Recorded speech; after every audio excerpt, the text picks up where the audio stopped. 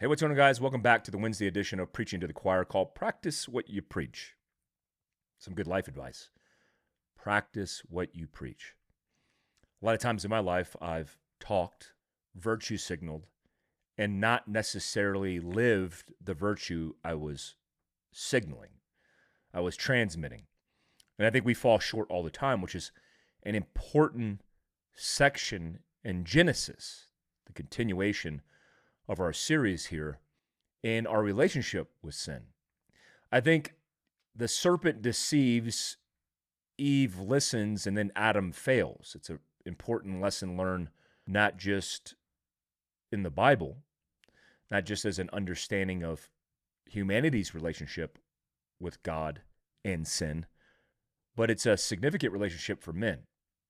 This is one of the most devastating lessons in the Bible for men.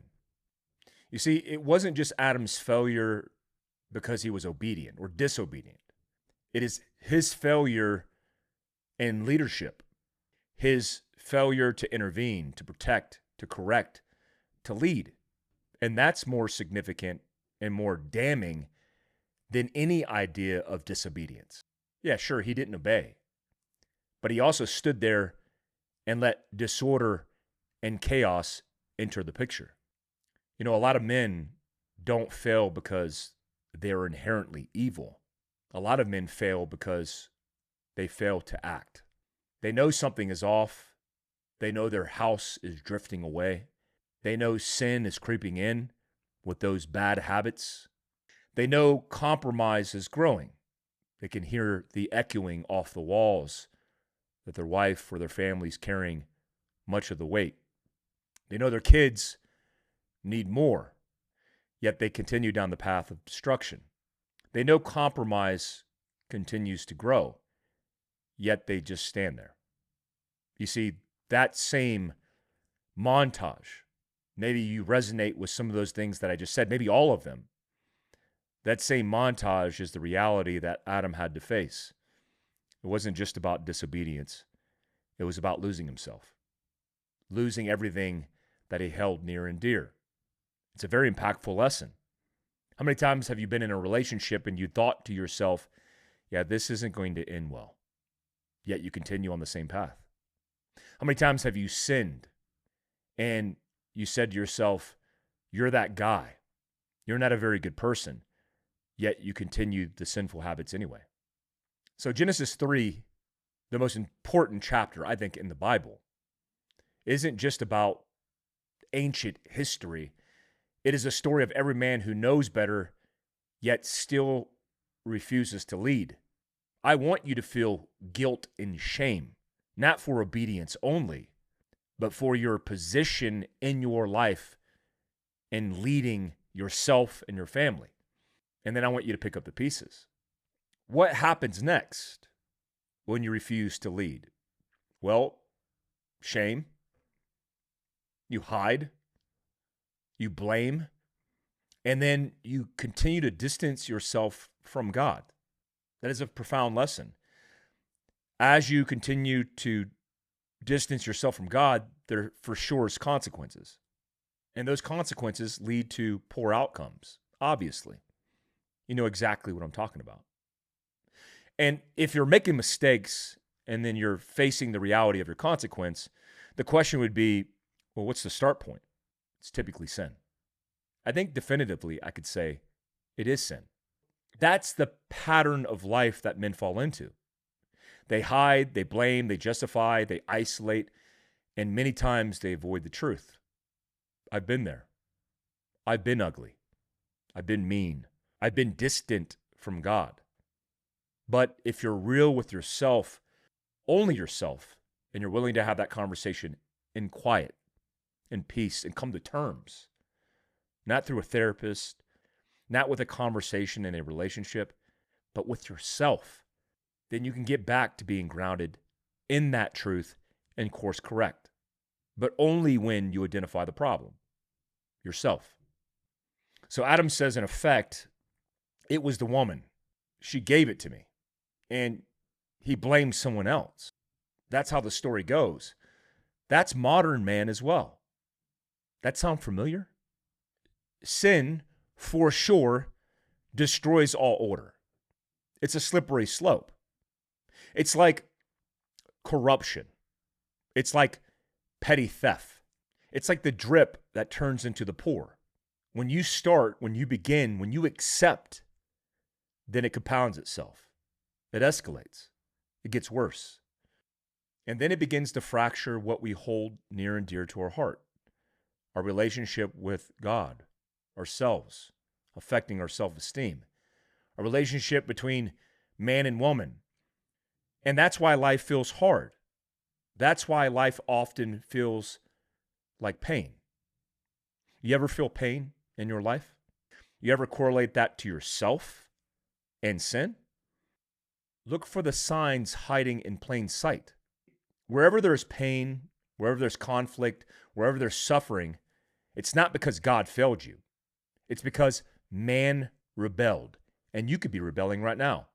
You could be listening to this and be like, yeah, whatever, that's not me. Oh, it's you. For sure it's you. And maybe you won't acknowledge it now at work, to your friends, at the dinner table with your family, maybe at church, confessing to your preacher, your pastor. But maybe when you're alone, in the dark, in the quiet, and everybody's asleep, and you can hear only your own breath, the tinnitus ringing in your ear because it's so eerily quiet, maybe then you hear the echoing of truth. But it's not everybody else. We have no one to blame. It's not Eve. It's you. And the fascinating thing about Genesis and this conversation of sin is how it turns into something greater, more positive. Because God's mercy in Genesis shows up immediately. This is where Genesis gets incredible. Even in the middle of rebellion, God doesn't abandon man and woman. He doesn't abandon the story.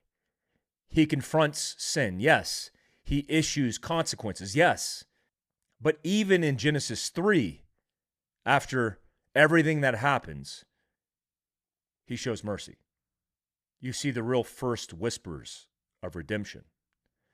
What theologians call the proto-evangelium, the first gospel. I hope I pronounced that right. Genesis 3:15 says, and I will put enmity between thee and the woman. That's E-N-M-I-T-Y. Between thee and the woman. And between thy seed and her seed it shall bruise thy head, and thou shalt bruise his heel. That's the first signal that one day evil will be crushed.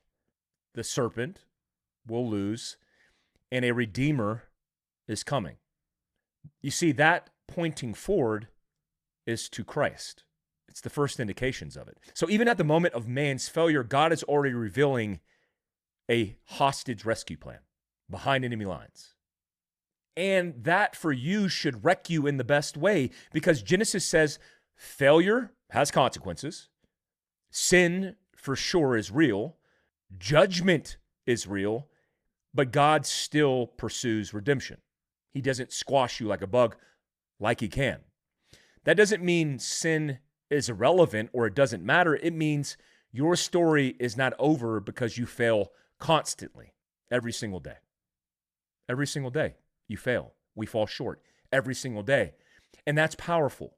The story evolves into the story of Cain and Abel. An amazing story about how sin can escalate very fast. You get one brother who offers rightly and one brother who does not. Cain becomes jealous. His anger grows, and God gives him a warning. And this warning is one of the coldest and practical verses for men in Genesis overall. And he says it in Genesis 4:7 when he says, sin lieth at the door, and unto thee shall be his desire, and thou shalt rule over him. That's a war verse. Sin is crouching. It wants you. It wants your mind, your discipline, your kids, your marriage, your body, your integrity, your future. And what does God say about it? Roll over it.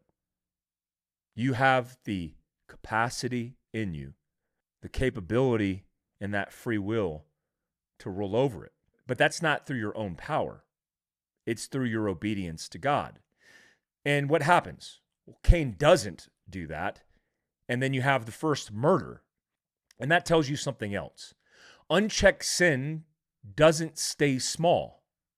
It is that crumb that evolves, rolls downhill, and becomes a mountain. A little bitterness and resentment becomes rage. A little lust becomes addiction. A little compromise becomes collapse. And a little passivity becomes generational damage. Have you ever experienced that? Have you experienced that personally? Something that started small, seemingly just a thought, body language, a smirk, the rolling of the eyes. And as that scorn grew and evolved like a cancer, it turned into something very ugly. That's how it always happens. It always starts small. So Genesis is teaching us human nature in real time, because that's your nature, and it is mine as well. Lastly, in this segment, we talk about Noah, an amazing story about how righteousness in the right time and position can change the world. The world at this moment in time is becoming wicked. Violence fills the earth. Sound familiar? Corruption, moral decay, people doing what they want. No fear of God. Reckless abandonment. Unilaterally, men destroying everything they come across. Again, I have to mention, does this sound familiar? In the middle of all this, in Genesis 6:8, it says, "But Noah found grace in the eyes of the Lord." And that grace came from a man who wasn't perfect. He was far from it. But he was faithful. What did faithfulness look like in Noah? Well, he obeyed God in a world that probably mocked him. He built when it made no sense. He prepared before the storm came when it made no sense. And he trusted what he had not yet seen, even though it didn't make sense. That's a preparedness lesson right there. Because Noah is one of the greatest biblical examples of obedience, preparation, long-term discipline over time, leadership under extreme pressure, and protecting family before disaster hits. Yeah, he didn't build that ark when disaster came, when the rain started. He built it before. And that lesson, that life lesson from Genesis, is a lesson in preparedness for all men, for all women. If you only prepare when the storm arrives, well, it's too late. So why would we not prepare spiritually, physically, financially, emotionally?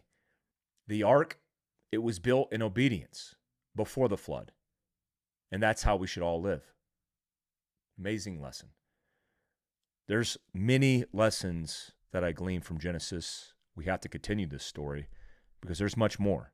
And again, I'm not going to cut this short, but I'm going to keep these segments within 20 minutes or so to maintain your attention, if that's possible in this world today. I appreciate you guys listening to this channel, subscribing. Supporting the mission is spreading the word and living a better life for yourself, your family, based in this foundation of faith in God. Appreciate you guys. I hope you have a blessed day. And until next time, peace out, guys.